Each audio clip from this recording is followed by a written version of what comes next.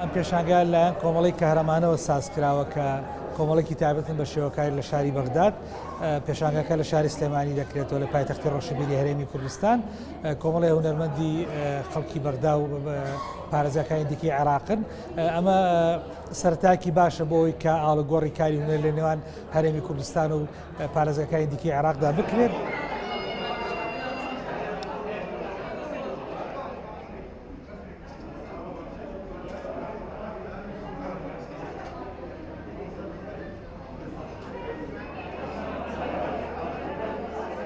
تابلۆکان قەبارەکانیان جیاوازە لەبەر ئەوەی ئەوان لە شوێنی دوورەوە هاتوون کەمتر توانیوانە تابلۆ گەورەکان بهێنن. ئەم پێکەوە کارکردنە لە بینی هونەرمەندانی سلێمانی و محافەزەکانی ترە.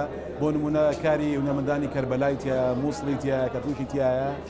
ئەمە ئەوە گەێنە کە ئێمە هەمیشە پەیامی هونەرمەندان پەیامێکی مرۆڤایەتیە.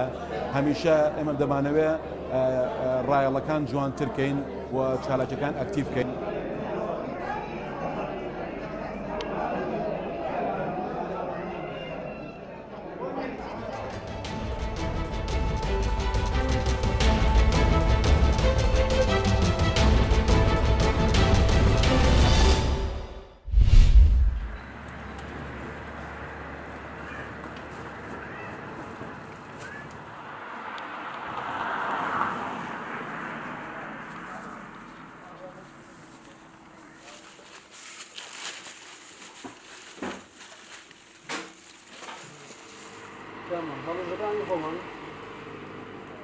بەرهەمی خۆمان نانەقەیسەکانی خۆمان هەر لە هیران دروست دەکرێت.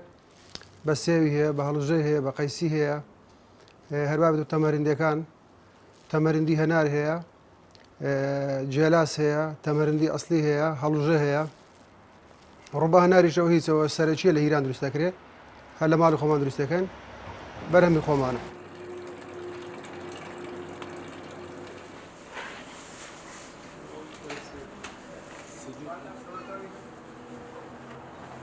قەرباڵەکە زیاتری پێنجشەم و جومعانی زدەعامەکان زیاترە.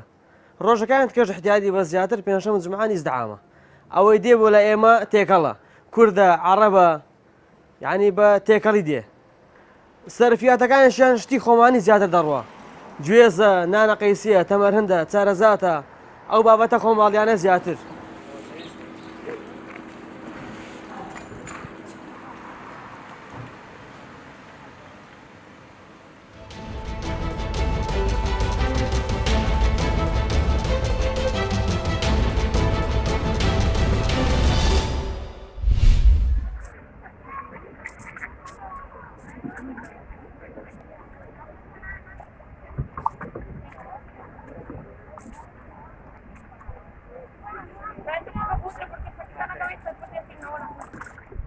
Pues la verdad que muy bien, ha sido una experiencia muy buena.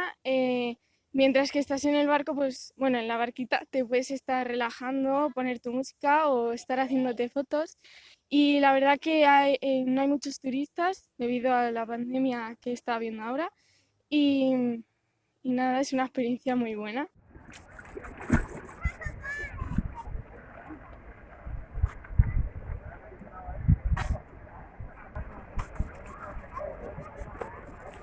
Muy bien, porque nunca había montado en estas barcas y la verdad que me ha encantado. Yo conozco ya Madrid, pero nunca había montado y ha sido una experiencia nueva y la recomiendo bastante. Nada más que hay menos gente, se está más tranquilo y nada, lo recomiendo mucho.